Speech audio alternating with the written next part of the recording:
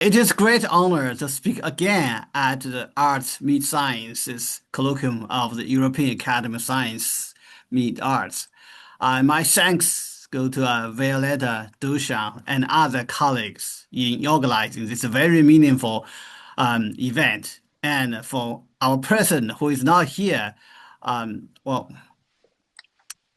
who is not here, but for his consistent support and introduction for almost every presentation.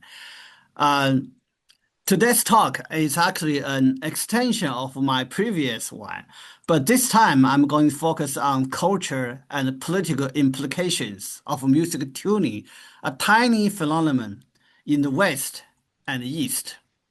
We stand at a pivotal moment.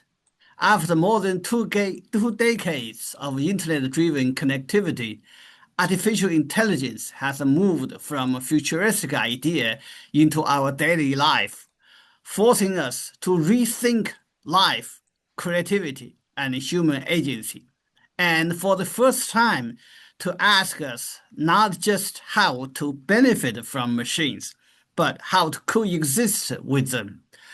That makes it urgent for us to reflect on a few fundamental distinctions: human and machine, individuality and uniformity, East and West, past and present. So, in this spirit, I want to turn to a seemingly minor musical phenomenon, one that shaped Chinese musicological thought for millennia, and which Max Weber later saw as pivotal to rationalization of Western music.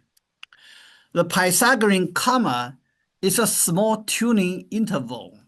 To build a scale from a perfect fifth, one and after 12 fifths, you do not land exactly on the same pitch. You overshoot by about 23 cents. That tiny stubborn gap is the whole story of today's talk.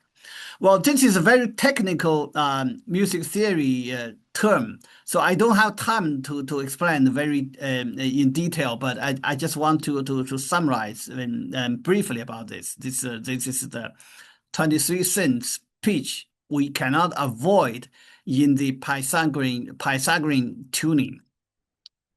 In the West, it is called the Pythagorean tuning from the 6th century BCE. In China, the same idea, called 三分损益, means subtract and add a third, appears even earlier in the Guanzi around 643 BCE, generating a pentatonic scale from a fundamental pitch, huangzhong, and the starting scale note, gong note. In the West, the idea is affirmed by Aristotle and first demonstrated mathematically in Euclid. Attribution to Pythagoras himself is actually legendary, as pure fifths appeared far earlier in Mesopotamia. Well, the key point is simply that the Chinese and Western records are roughly contemporaneous. Recognizing the tuning system and being aware of the comma are not the same. The comma takes the real calculation to notice. In China, the earliest awareness is already implicit in Confucian's classics like the Yueji and Huilanzi, where the value of huangzhong cycled through the fifths fails to close the octave. So that's a big problem in Confucian's classics. So on the opposite connection, the Jesuit Joseph Amiot, who first brought Chinese tuning theory to Europe in the 1770s, claimed the Chinese had a Pythagorean-like system 11 centuries before Pythagoras. He even called the Western priority claim an act of robbery. Joseph later proposed a shared Babylonian origin, radiating east and west. And Zhu Qianzhi, a Chinese philosopher, argued that a subtle point, the Chinese theory may be earlier, but its pitch pipe method was cruder than Greek string-length mathematics. So it is likely that the Chinese observed Greek refinements later. The deep question here, though, is less than who was first, but how each civilization made sense of the same fact. Well, this slide lists the Chinese attempts to solve the karma issue. From Jin Fang's 60 pitches, Chen Nezhi's 360 pitches, He Chen Tian's first tempering, and finally Prince Zhu Zaiyu, who in 1581 extracted 12-tone equal temperament from 12 square root of 2 in recorded human history, earliest one in human history. So what matters is a motive. It's not a practical musical need, but a philosophical and a cosmological imperative. That is to restore the Huangzhong pitch and perfect cosmological order. In Chinese term, it's called Huangzhong Huanyuan. In the West, path runs in parallel, but for the opposite reasons. From the Euclid to Ptolemy, through Renaissance Minton, Simon Stephens unpublished calculation, and Bacchus' well-tempered clavier, to Enlightenment equal temperament. The driving motive throughout is practical, that is, functional consistency and free modulation across all keys. Where China thought cosmological order, the West thought working flexibility. Now we reach the heart of this talk. Behind all these technical efforts lies a tension between harmony and uniformity, nature and reason, purity and practicality. Confucian philosophy draws a sharp line between true harmony, the Chinese term called He, and mere uniformity, Tong. So Confucius famously said, the noble man seeks harmony, but not uniformity. The petty man seeks uniformity, but not harmony.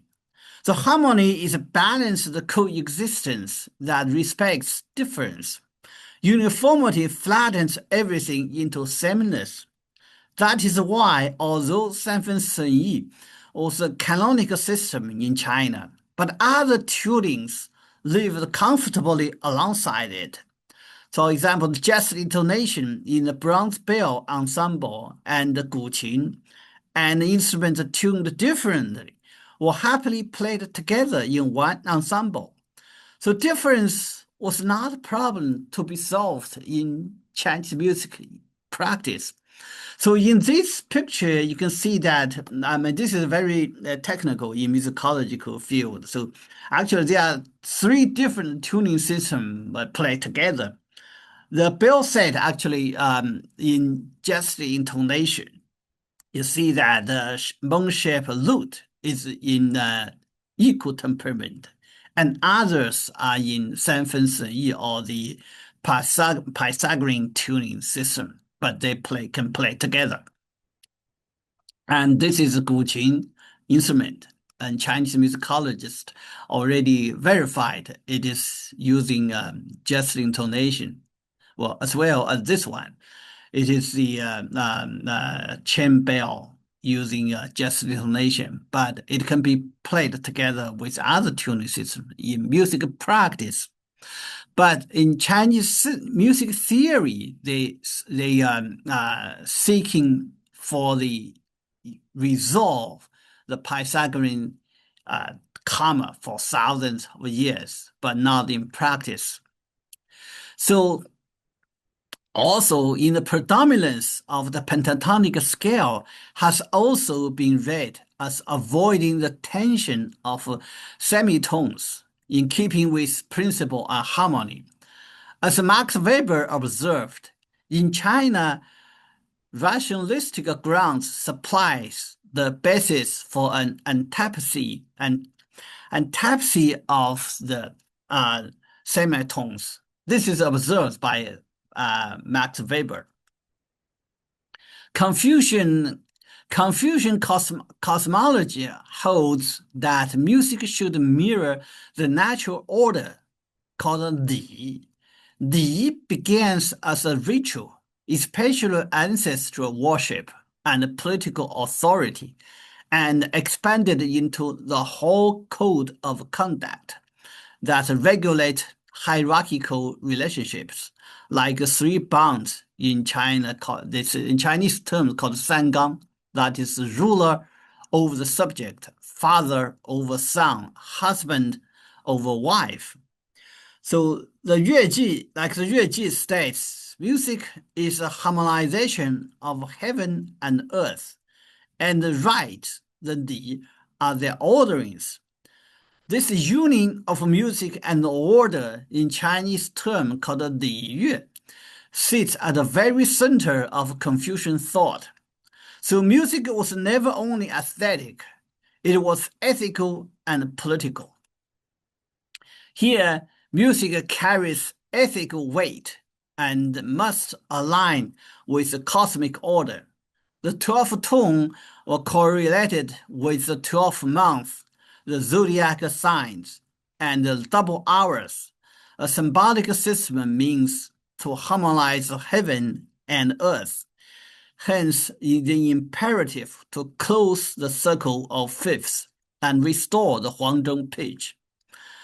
As a book of document, or we call it the Shangshu, one of the earliest Confucian's canon, says, the ruler must unify the music pitch, measures, and weights. Correct tuning signals dynastic virtue and cosmic alignment. Disordered tuning signals the political and cosmic disintegration. So tuning, in other words, was a moral and political act in ancient China.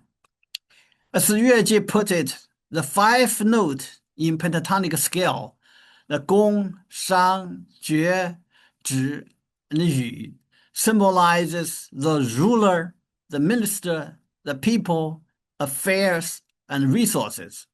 So when they are all harmonious, they bring order and prosperity. When disordered, they bring arrogance, corruption, discontent, grief, and peril, and ultimately national ruin. The social order is heard directly in sound. Here is the revealing contrast. Chinese theory never built a system of interval measurement of steps. It carries about absolute pitches, fixed by pitch pipes, and described the cycles of fifths cosmologically. So even when Zhu Zaiyu did not think he had discovered a new tuning system, he framed his theory as resolving a cosmic and political problem, restoring the Huangzhong, and submitted it to the emperor. Simon Stevens' mathematically identical result came from the opposite impulse, equal division of the octave for constant modulation. So same numbers, but opposite meaning. We can see it in the opening lines. So Stevens' first sentence defines steps and set out to equalize them. But Zhu Zaiyu, where to such concept of no such concept, different steps exists in China, opens the lines instead with the Shangshu, the ruler must harmonize reasons, regulate the month and the days, and unify the music pitches, measures, and weights. So we can see that the 2 openings and 2 world view, when these 2 discovered equal temperament theory separately from the West and the East, from different angle, different theory, different worldviews. So Max Weber argued that the Western music was unique in undergoing an extraordinary rationalization, a step-by-step move toward abstract, calculated, systematized elements that made modern European art music possible. As he wrote in the very first paragraph in his book, actually it's published by his wife, Maria Weber, after his death, The Rational and Social Foundation of Music. He said, the Pythagorean comma forms the fundamental core of facts of all music rationalization. And see the book, the bottom line is my recent published Chinese translation of his book in China. This longer passage from his Sociology of Religion by Max Weber on this slide makes the large claim.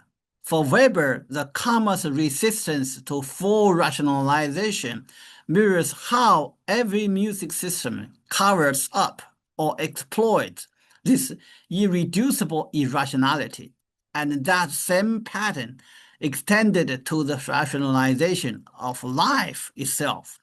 The 12-tone equal temperament thus becomes emblematic of a distinctive Western path, parallel to rational science, bureaucracy, and capitalism.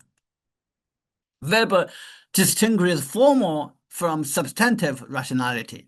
Formal rationality stresses universal rules, calculability, and efficiency. European equal temperament, that is European equal temperament. Substantive rationality is guided by values, ethics, and cultural meanings. That is Confucian cosmology, embedding tuning in moral and cosmic order. Yet Zhu Zaiyu's equal temperament and Jin Fang's earlier effort show how the pursuit of substantive rationality could itself yield a formal rational solution. So East and West here both diverge and intersect. And this is very important. Crucially, traditional Chinese music did not need equal temperament the way Western music did. It was not built on modulatory chromaticism, all 12 semitones. In practice, actually, it's done. It did not need that. So the comma could simply be ignored in Chinese music performance. Chinese culture prized the harmonious balance and symbolic correctness over universal tonality. And this is where the talk speaks to our own moment. Algorithm, AI, and data-driven governance embody Weberian rationality at a vast scale, and Confucian thought offers counterbalance, a reminder that the system must resonate ethically and socially, accommodating difference rather than enforcing sameness. In the 16th to 17th century, as equal temperament resolved the comma in both China and West, the West also saw the scientific revolution, capitalism, and tonal music, the three phenomena Weber set to study. He began with music, focusing on the rise of tonal harmony. Then he asked, why did rationalized tonal harmony first emerge in the West and not elsewhere? His answer had two parts. First, that a rational solution to the comma enabled equal temperament, which together with science and social change let rationalized music appear first in the West. And second, that tonal harmonic music is an advanced form, arises only in rationalized, disenchanted society. It is a profound question, but as we have seen, it tells only half the story. For at the same moment of Weber's study, Chinese intellectuals faced their own reckoning with modernization after the collapse of the Qing dynasty. Pro-Western voices echoed Weber's emphasis on rationalization, but others offered alternatives. The Chinese philosopher Liang Suming, for instance, proposed something called Easternization, arguing that the cultures of China and India could guide humanity toward a more human, holistic development. Weber's metaphor warns of iron cage, alienation in a technologized society, now accelerated by algorithm, AI, and big data. So our challenge is to reconcile efficiency with humanity so that the progress is guided by humanistic value that preserve meaning and diversity.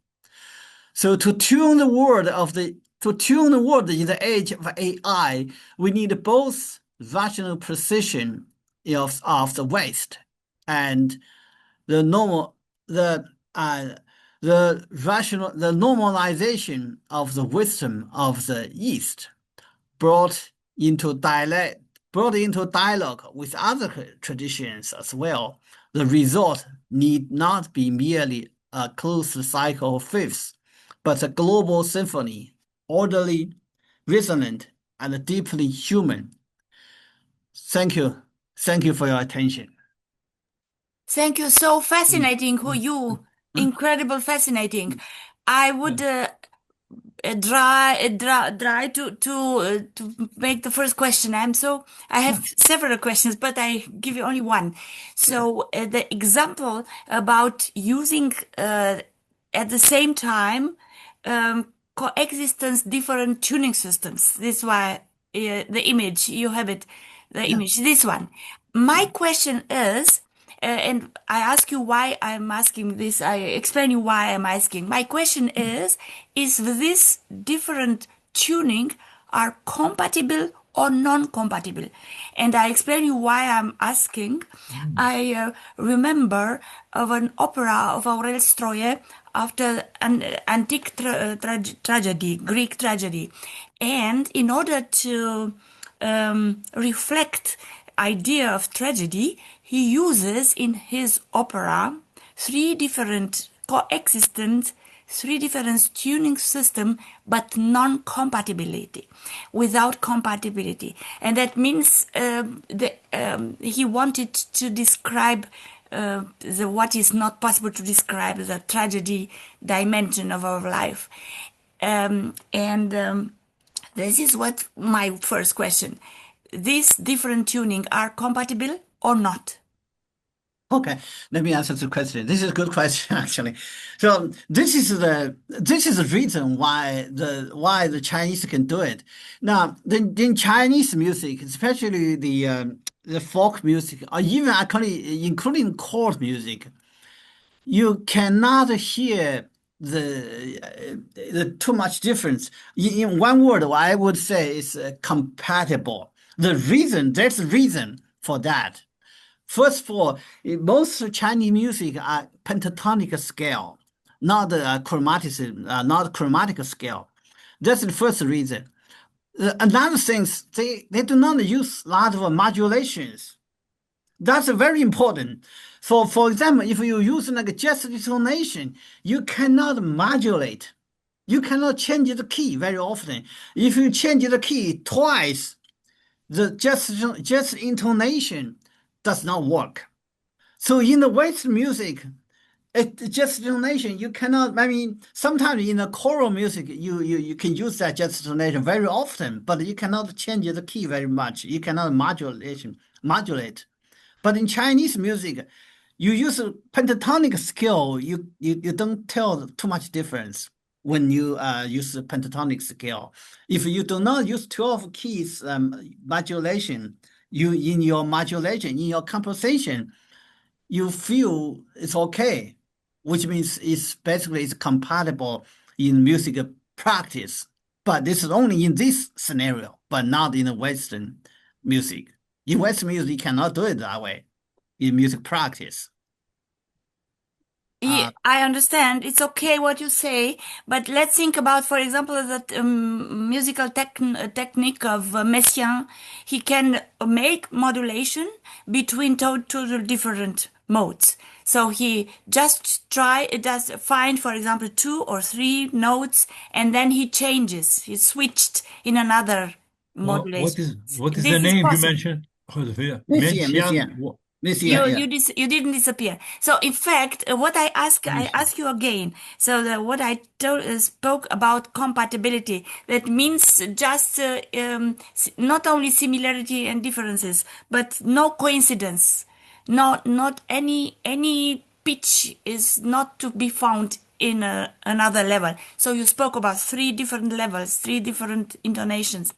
So there Yeah. are some communication. There is only one note who could be found in all three levels or not. This is my question. I'm curious.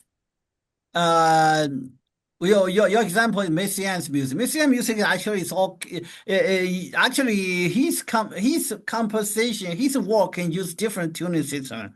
It works for his composition or something like that. That's no problem, but does not work for like Beethoven, for for Bach, for classical music. I don't know if I get your question correctly.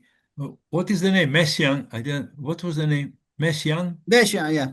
Olivier Messian? Messiaen. My question is, Olivier Messiaen made modulation, but on the melodical level. I mean, he changes from one system to the other one and put what is horizontal, put at the same time also vertical. My question is another one. So you speak about three different intonation used at the same time, coexisting. And I'm very curious because I tell you it is possible to put three different intonation systems which are not at all compatible, like three levels in a building, for example, and no correspondence between the pitches of these three different intonation systems. But I suppose it's not like this. I suppose this is not so extreme. And maybe there is some pitches who coincide to be found in all the intonation systems. I would say that this way. If the same instrument they play the same note, actually they produce a slightly different pitch. Maybe I mean there's slight difference between like Pythagorean tuning, just intonation, or the equal temperament. But I think it's also related to people's ear. Ah, I Uh, understand. And there are very close. So yeah. it's a kind of dissonance, but which is a very sweet dissonance. Yeah, sometimes, yeah, you know that some of the temporary composers they intentionally do something like that. But in Chinese, tolerable, at least in Chinese ear, Uh-huh. they tolerate that. So you don't want Color, yeah. that the ear tolerated that because listen that for so many years, it's okay. Not like the Western culture that listen to the pure equal temperament I for many years. understand. They don't all tolerate that. Wonderful. And another mini question, if I dare, it's about the betweens. So there are five, like five, so pentatonic, but there are Pentatonic. also betweens. And these Ah, betweens, I learned that I learned that we can call them PN, but you didn't speak about such a thing. So the notion that means there are five very strong magnetizing pitches, and then there are also betweens, and they are not creating dissonance, but they are just a level of betweens. This is what I would like to ask you. y- yes, How yes, yes. how do you interpret this? Yeah, the theory, what I'm trying to say is in China, the theory and the practice are not the exact same thing. In theory, they because they try they try to solve the problem because Pythagorean comma in China they call it different thing, but exactly the same nature. In theory, they must close that, otherwise it is a political problem.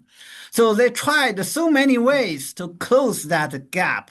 In order to close that, they trying to use a different the circle of fifths before. And until the Ming Dynasty, the Prince Zhu solved the problem of 12 square root of 2, then use that way to solve. But before, they're using different way, cycle of fifths. So they generate so many things between, but all those are on paper, on the document. They do not use that in music practice. So theory is for political or ethical or other important issues for the court, for the emperor, because this is related to the cosmological and political I understand. problem. Yeah. I knew about that. The emperor has to say to control the music. Yeah, Fantastic. yeah, yeah. Through this to control the country. Yeah, incredible. I have also a last question. Uh, How do you explain? I never found an explanation about the very strong correspondence between pentatonic for on all the continents. The pentatonic is choosing some on the continuous level because it's an infinity continuity of pitch of intonation. How would I say?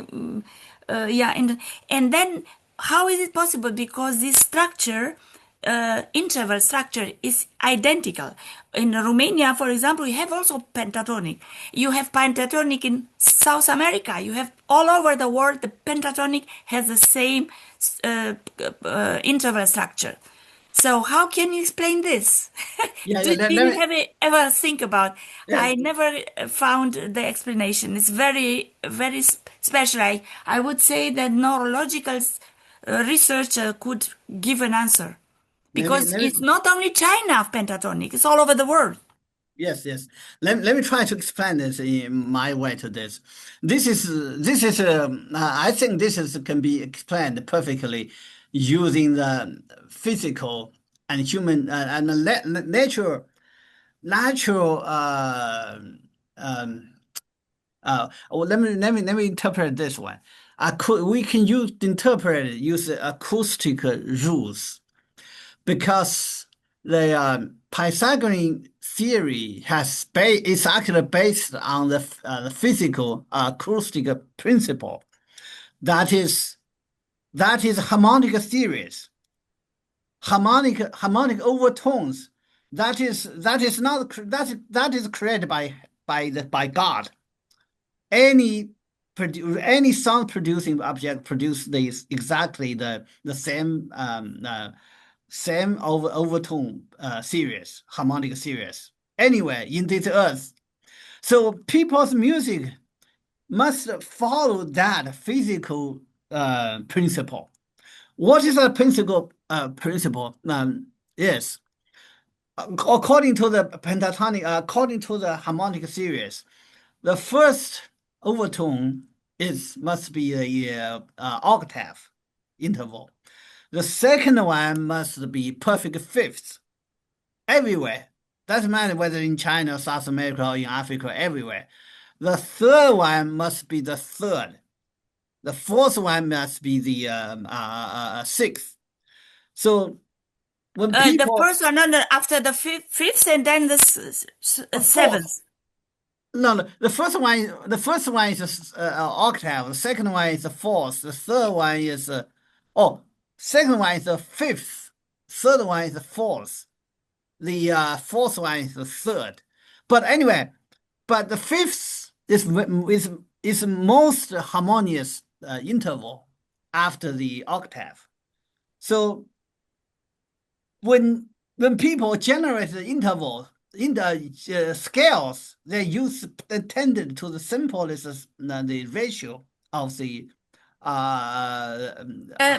It's wonderful what to say, but it doesn't convince me. So Well, anyway, that we know everybody what it is, Chinese yes. pentatonic, but pentatonic, if you're playing only the black keys of the piano, for example.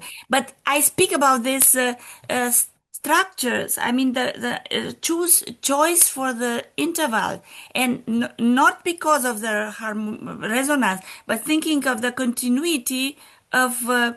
So how is it possible? Because we can choose other ones.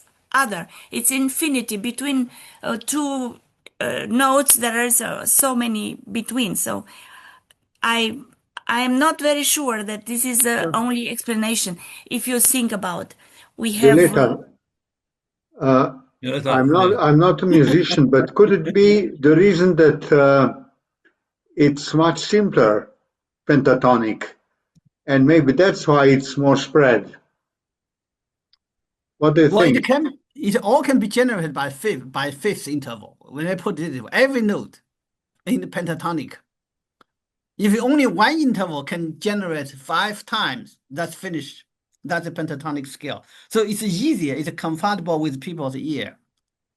Oh, well, this is a very, very complicated issue. We can talk about later on. Maybe we don't want to occupy too much time. Yeah, we have 3 second, grossa secunda, and 1 third. This is a structure of a pentatonic. The third taken, well, the first one is if you're doing another fifth, you got the second. One more, you get third. Yeah, if you switch, if you turn around and switch them. Yeah. Okay, good. Anyway, but I was thinking more than this. Why our ear decided this? It's not only because of the resonance. I would think it's also, there are other reasons also. But excuse me, I don't want to block your conversation. Graham, would you like to ask something, or Anna, or somebody else? I do not see any hand. Tassos, please. Yes. This is becoming very technical, and I think that for myself and maybe others, we do not understand what you are talking about, the two of you. It's an interesting discussion for you, but it's becoming very technical. And what I would like to say, to ask is the following. First of all, could please, Mr. Hui, could you send this lecture of yours to Violeta so she can send it to us? What do you mean send what? Mail it, email. Tassos, all the material will be put anyway in the internet of EASA, all of them. Yeah. But anyway, I shall send you exactly. Yeah. We will be able to read it, because it is quite difficult to understand all in a lecture. So we will be able to read this text available to us. You mean the PowerPoint or the? Yes, your PowerPoint.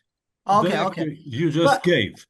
Yeah. But the other thing is that this is a very technical, and I have this. The paper has not published, and very technical. But I would rather not put on the internet. Okay. Yeah. Everybody can receive, but not. So let me ask you this. Yeah. I was in China recently.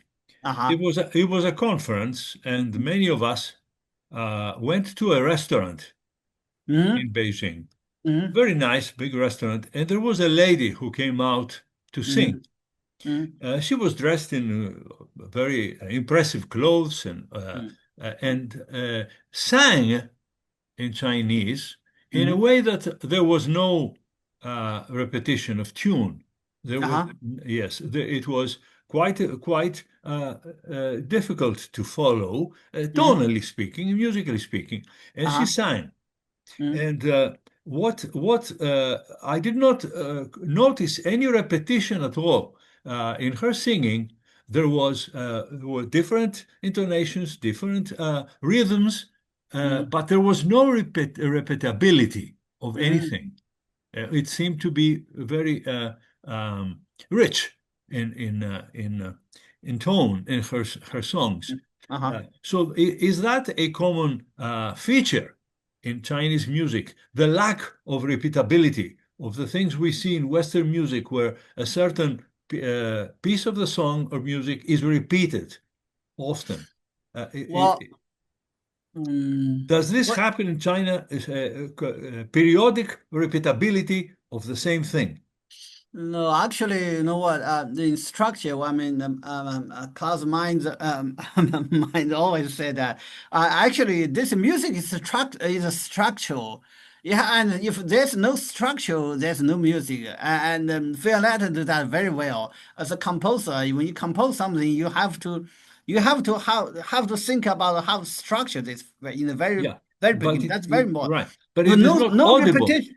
Yeah, it's no possible if you have no structure. Like just almost like you do a building without a balance, without balance, it's not going to be built anything. For music, you must have a repetition. But the other thing is there's something called a variation. If there's no variation, there's no music. So how to compose a music? The skill of the composer usually represented by he or her skill to handle the repetition and the variation, and Mm, which means the creativity of music composition in most cases represented on the composer's ability to handle the repetition. But when you say there's no reputation, I don't think that's the real case. Maybe there's a variation, verify. I mean, you cannot hear that exact same thing, but actually the same theme. They use the variation, and right. also it could be another possibility that they just sing different songs one by one, one by one, and you don't see they did not come back to the beginning song. Maybe, but there was Maybe. no repetition to my European ear. Uh, well, I have to say, it should There should be, be. Okay. yeah, yeah, yeah. Great. Yeah. Wonderful, Mm, yeah, observation. Yeah, uh, Jakob Stilmark. Jakob? uh, Yes, thank you, Professor uh, Yu, for uh, the uh, very stunning presentation. I didn't know about the theory of Pythagorean comma also in ancient China. That's really enlightening. mm, And I have a follow-up question on the sentence that's right before us now about of Confucius about harmony and uniformity. And I want to ask you, can you maybe talk a little bit more what he understands as uniformity? Because when I think of treating the natural given of the Pythagorean comma as something that needs to be controlled and to find the concept of harmony as kind of taming the wildness of nature, so to say, isn't that for me in my naive conception first sounds very much as a drive to uniformity, but maybe Confucius means something different there. so your question is what do you want me to explain? The conf The notion of uniformity against harmony. So as I understood, okay. harmony. Yeah, yeah. And actually, the Confucius said that Confucius proposed the harmony, so called He. That is very important in Chinese, in entire Chinese philosophy. Not Tong. So Confucius said the uniformity, that is Tong, everything the sameness. So the Chinese tradition is actually is more very accommodating, because Confucius himself never asked everybody to do the exact same, everybody the same. But he famously said that we need to pursue the the harmonious society. But the trouble is in the music. Well, let put it this way. Um, all the problems from the Pythagorean comma, because in China, in ancient China, Confucius' idea that music is part of the tool to rule the country. Music and the rights, music and all is music and the li and yue and the music is a very important part to rule the country because it can use music to harmonize everything. But when they calculated music theory, found there's a big problem. That's the Pythagorean comma. So they really need to realize they need to solve this problem. So in the entire Confucius ideology, harmonious is much more important than the uniformity. So they said petty man only emphasized the uniformity. Nobleman we pursue the harmonious harmony. But the confliction yes in music, how to resolve this problem? So this is not a really music problem. This is a political problem. We have to resolve this problem. But the music in the music practice, we are okay. But in the theory, this is a big problem.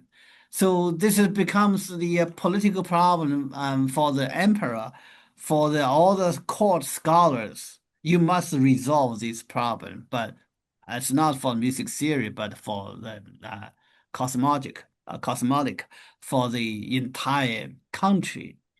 Well, this can get very complicated regarding the harmony and uniformity. Uniformity is not something Confucius really emphasized. He's accommodating himself because we go back to Chinese history 2,000 years ago. There's a period that is called 1,000 flowers blossom. That so many philosophical schools can debate freely, and Confucius just one of the schools in that period. So so it's very accommodating in music as well. So that's why my talk just talked to Violeta about the different tunings can play together in Chinese music ensemble, but not in the West. But in the Max Weber, they also realized in his book, in the first sentence, he realized that Pythagorean comma is a very beginning, a very important issue to resolve, to realize the rationality of music. I would like to ask you now, do you still have now this incredible distance between theory and practice? Do you still have it, or it was only at that time? Actually, it is. They still have this still distance. Not big difference. How to say that? They are more. Actually, let me put it this way. This presentation is one I gave at the International Musicological Society's East Asian Association. I give a keynote speech about this. So you see, this is very technical, and that means musicologists are still trying to find the issue, what's behind this. I'm trying to interpret this from culture and the philosophical difference between West and East, from this very tiny music phenomenon. But people didn't realize this this reflects different culture issue. And in China, in music practice, they didn't realize they still play together because this was pentatonic music, they can play together. That's okay. But in the piano, you cannot do it. If you change the key immediately, you will fail. But in a pentatonic scale, in the folk music, and even in some of the modern composition, you still can do that. It's not going to be a big problem. But you know, if I think about the tonal music, almost 400 years crystallized of tonal music in the European music, we had also this incredible fight, I could say, between theory and practice. Do think about the fugue of Bach. Bach always did, there is no fugue being correct. So it's always this desire to escape the iron cage of a rule. We still have it also in 20th century, when each composer tried to discover a system, and then he had to fight with the system. Somebody like Pierre Boulez, for example, he found a system and he was very, very strict in following his own system, which is also the own iron cage. No emperor, but the composer himself. So in fact, there is a correspondence. I could say, after your talk, we could speak about similarities and differences between these incredible, huge differences of musical words, China and the other word. But anyway, coming back to this question, so are they, because I listen to a lot of Chinese music nowadays, and I discover that it sounds too European for my ears. I speak about music of films, for example. Great music, but it's too European. I mean, I would prefer to discover more specific of Chinese signature. Could you tell us in few words if there is such tendency to adapt the Chinese system to European one? Yeah, this is a very, very important question. I think you got exactly what I'm trying to explain the situation. Especially you mentioned the iron cage by Max Weber as well. The 12-tone equal temperament looks like it's freed a lot of composition techniques. We can write a fugue. We can write a fugue with a lot of new composition technology. The technology becomes possible, but at the same time, the 12-tone equal temperament becomes a new iron cage. You have to write within this 12-tone equal temperament. Then there's a new way to escape this 12-tone equal temperament in the new. In the modern technique, they're using the complete get rid of the tuning system. We completely get rid of 12-tone equal temperament. Then that is a way to get to escape this iron cage. In China, might be a solution. Even the Chinese music might be a solution, and yeah, they don't care, because in Chinese ear, they didn't realize in music practice, that really doesn't matter for the Chinese music and tuning system. Although this has become a very important political issue and ethical and cosmic theory we must resolve, but music in practice is really not a big problem. However, this is also related to something we call modern westernization or modernization. These days, the modern Chinese composers follow the Weber's route. They want to go to the iron cage path. They use you can see that very westernized the Chinese modern composition. So this is a issue that we really need to explore, that West meet East and the Asian, and that's what I said in the very beginning. So intertwined. China is trying to learn from West the techniques, and West got itself in iron cage and trying to borrow something from the East, like John Cage.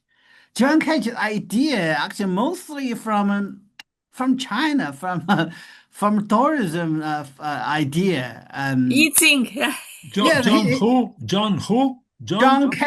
Cage. How do you John write Cage it? from Wesleyan. I was from Wesleyan as well, because Wesleyan world music program is very famous. John Cage, Cage, C-A-G? Cage, Cage. Cage, C-H-E. Page. Yeah, C-H-E. A very famous, a Yeah. crazy American. Yeah, he learned that. He learned Western, he learned Chinese music there. He applied a lot of Chinese philosophy in his composition. Then he became a famous Western avant-garde composer. But his idea got a lot of idea from Asia, especially from China. So Yeah, this, exactly. But the music who resulted after this taking the I Ching idea is not Chinese at all, which is very good. yeah, But you know, I think there's a main problem of human being. One of the main problems of the human being is notion of liberty. And I think when you are totally free, you are building your own cage. So yeah. if the emperor give you the cage, in fact, you have to act inside the cage and to discover your fantasies inside the cage is possible. And if you do not have the cage, you put it yourself. I Yeah, right, think right. it's not a big tragedy to have an emperor who say you have to do like this. It's not a Yeah, big tragedy. yeah. It's a question of Yeah. That's why I'm very interested in Max Weber's philosophy. The iron cage is very, very, and at the same time, he advocate the rationalization. Meantime, after that, he thought we are already in the iron cage, and this is a very interesting topic, and could be we need limits in order to find expression. If there are no limits, it's very difficult. We have to live for thousands of years if we do not have limits. right. Exactly. But this is the dialogue is very important. The dialogue. Must. Um, Thank you very much. Thank you Can very I much. just one quick observation? Graham, yeah, wonderful. yeah. Graham is cellist and composer. Okay. Very interesting, the discrepancy and the conjunctions between practice and theory. Just talking about different different scales and different tunings. Bach used Werkmeister, and on organ it was quite easy just to change the pipes to make the scale sound correct for the particular temperament he had in mind. On a stringed instrument, you can tune the third and you can tune the fifths. Well, obviously they're rigid, but the thirds and the sixths.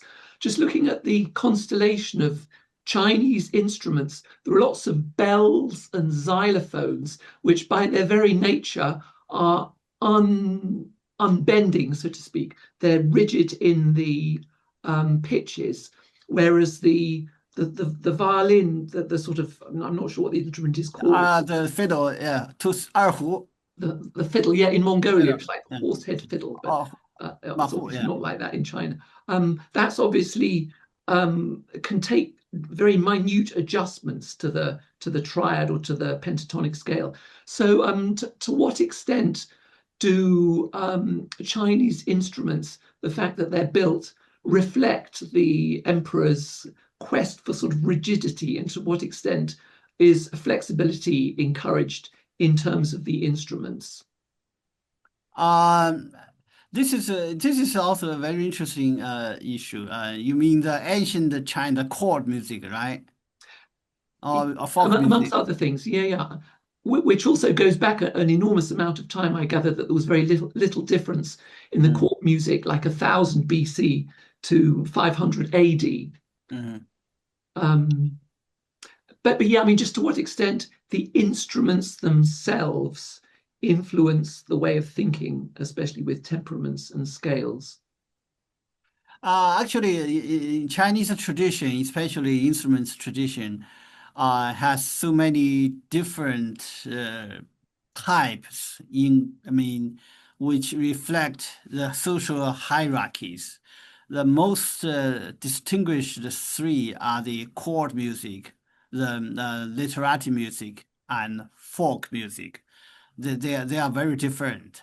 One instrument I have to mention that is the guqin instrument. I showed that picture a little bit.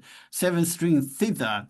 That instrument actually tuned, played in just intonation. It's not equal temperament, not Pythagorean tuning, but it's very favored by Chinese scholars and by the court, by the emperor himself. Several emperors played that. Even Confucius played that instrument. That instrument has very important cultural implications because that instrument is something communicating with the heavens by us. It has some religious flavor, and it's not for audience. Think about the emperor played the instrument. Is it a string? Is it a string instrument you're talking about? Right, string instruments. It's played not for audience, played for yourself, played by the scholars, not for the normal folk, for not everybody. I mean, not for the normal people, because it has a system like notation. The notation is Chinese characters. Not everybody can recognize. You know, the Chinese characters are very complicated. Not if you are not highly educated, you do not read. You do not read. In Chinese history, very small percentage of people can read. This is unfortunate. And among those people can read, only small percentage can play this instrument. So this instrument is called high cultural instrument, which distinguishes itself from all other instruments. And then we have like folk instruments, like sona, like fiddle. Then everybody can play it. Even you are illiterate, you still can play that. And then the other layer is that court instrument. You see that the bell must be played in the court music. And also according to the Confucius the rules, at a certain level, you got to have a certain instrument, how many instruments in certain level. If you are a governor's level, if you are a certain level, you cannot play, because those are all must follow the ideological rule of music and rituals. It's in China, it's called 礼乐, must be. It's not the musical laws, it's entertainment nature becomes another nature. Okay, go ahead. Yeah. Yeah. Oh, No, I just raised the hand. No, I would like okay. to say something after, excuse me, after you finish. Yeah. Can I speak Go now? ahead. Yes, yeah, go ahead. Okay. I studied William Cesare's book, timbre spectrum tuning scale, and he explained that there are two kinds of instruments: the harmonic instruments and inharmonic instruments. So we with the Westerns, we rely our music more on the stable, on the harmonic spectrum, but there is, which is as you explained, made of integer multiples of the fundamental frequency, yes? But inharmonic spectrum is also present. So they coexist in every sound, in any sound. So we have the non-integer multiple of the fundamental frequencies. So this polyspectrum, harmonic spectrum with inharmonic spectrum, they coexist.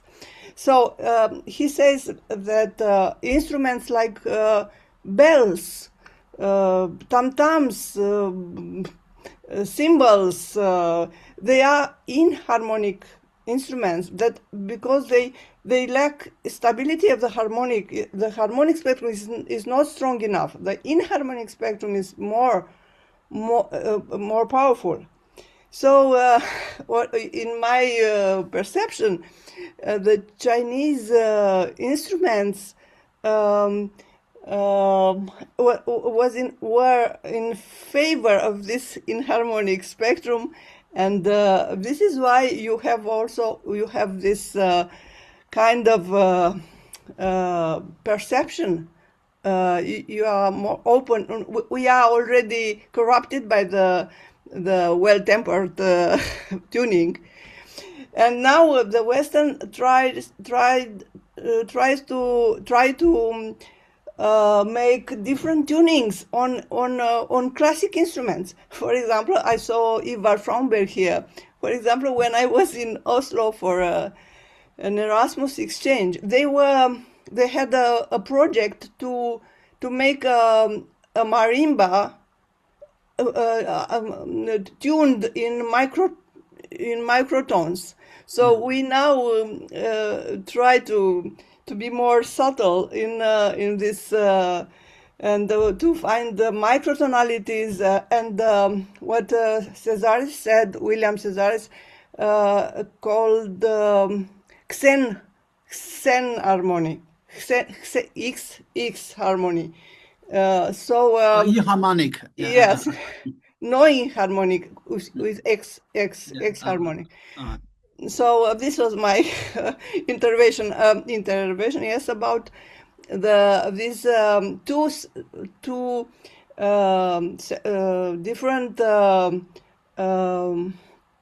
different instruments, harmonic instruments, which are our Western music based on, and inharmonic instruments, which you Chinese favor for these kind of instruments, and of course of this kind of music. So thank you. What is the question? No, I only wanted to separate this.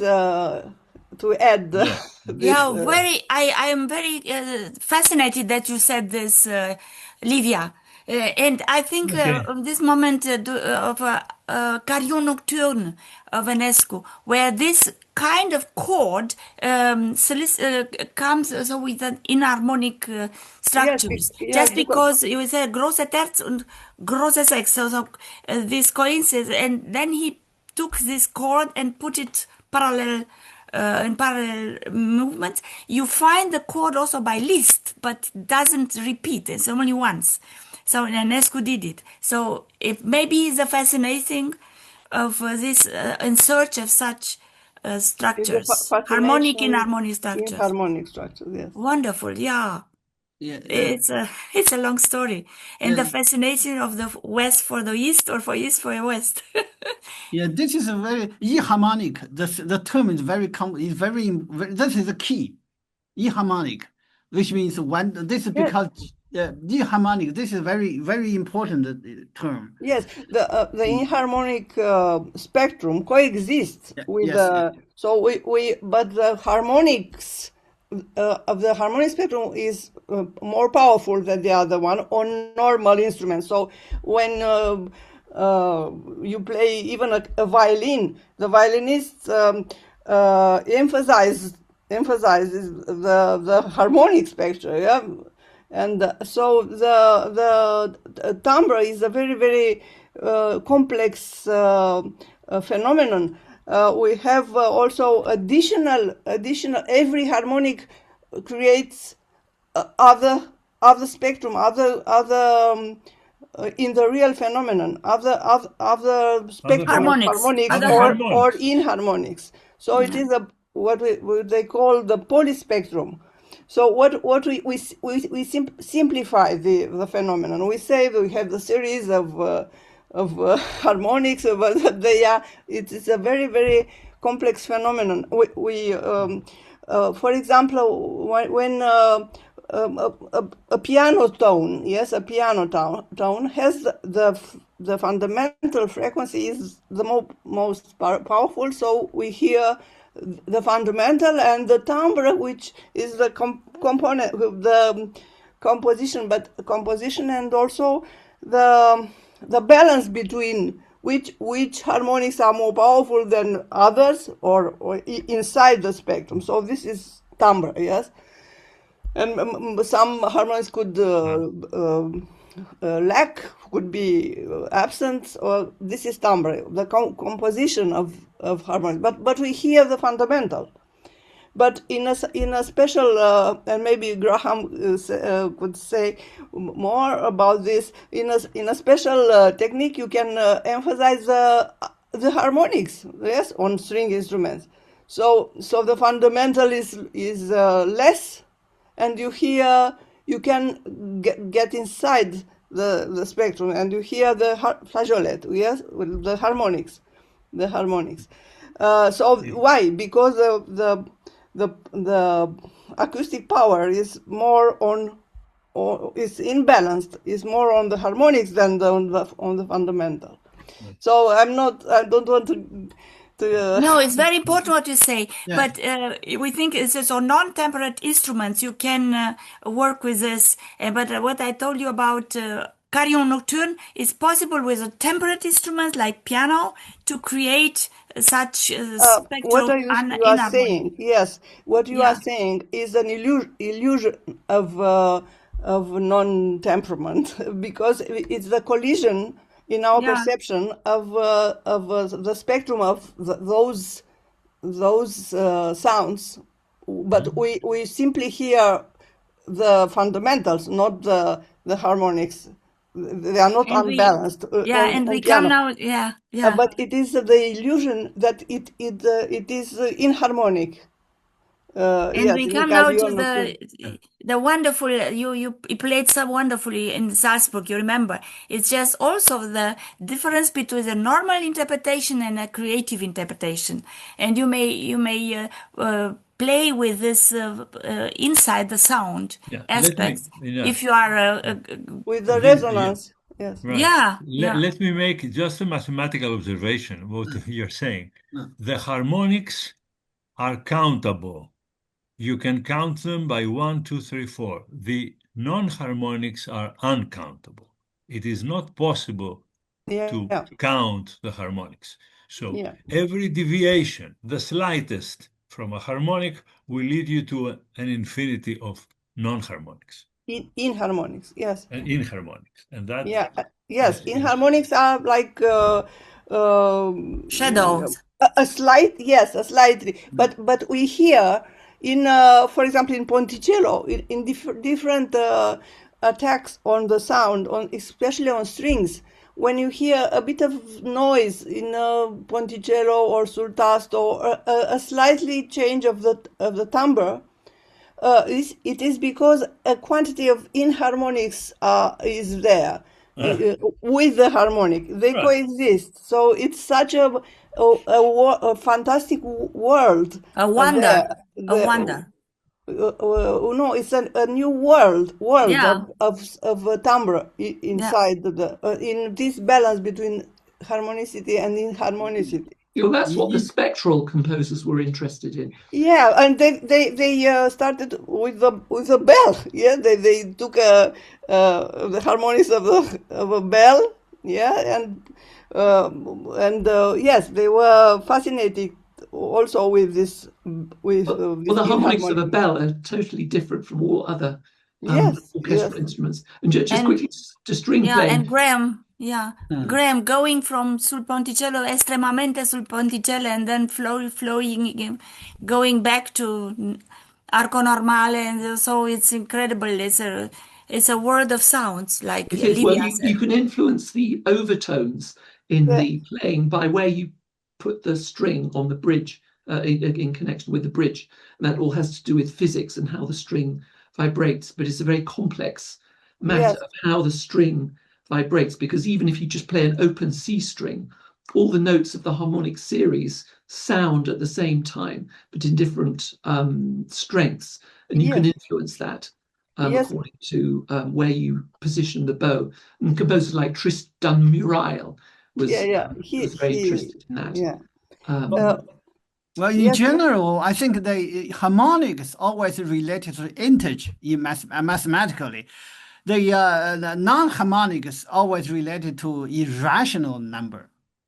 from a mathematical point of view. Yes, it's non-integer multiple of the fundamental frequencies. This is the inharmonic spectrum, which is infinite, and Irrational number. every sound has for example, in the attack, in the piano attack, you can hear a noise in the attack, and that noise is inharmonic. It's not harmonic, but then the power of the harmonic spectrum is taking over, and you hear the beautiful sound. And this is also true for string instruments. When you have the beautiful vibrato sound, you favor the harmonic spectrum. But if you try to go to the bridge or to the surdasto, or to influence the timbre, then the timbre is influenced because more of the inharmonic spectrum is audible. Yeah, A very complex. Yes, Complexity William of the Cesaris, sound. I recommend this fantastic book, William Cesaris, an American, tuning spectrum timbre tuning scale. The other thing is harmonics. You will hear very little beat, almost no beat. If it's not harmonic, you will see the beat, even in the piano. Even the What is beat. Beat or pitch? If we play the two intervals. Yeah, together. you hear the noise. Yeah. The noise. Yeah, Yes. That is almost they have 2 cents difference. Yes, in harmonics are almost in the transitional stage of sound. You have the transitory, and then the stationary vibration, and then the decay. Yes, when you have a sound on the transitory. You know, if you record a sound, a piano sound, you record it, and then you cut the attack, the moment You of don't emission. recognize anymore. You can't recognize the timbre. You recognize the pitch, but not the timbre. So it's a fantastic world. The timbre is a complex phenomenon. Yes. Bravo. I wrote a wonderful. book about timbre, so thank you. So it's I studied a lot. Thank you very much, all of you. Thank you, the speakers, and Livia. Very interesting. Thank you. Okay. And this is an area where exactly science meets arts. Yes, exactly. You have to understand both. Yes. To How know musicians that understand the science, it's a bit complicated. yeah. So, do we have other remarks or questions? No? It's very late. Yeah, we ran over Also, time. we forgot the time. From Stefania Michelucci, thank you so much. It was so inspiring and beautiful. Thank you, Stefania. So, all the best. Thank you again, and see you in 2 weeks.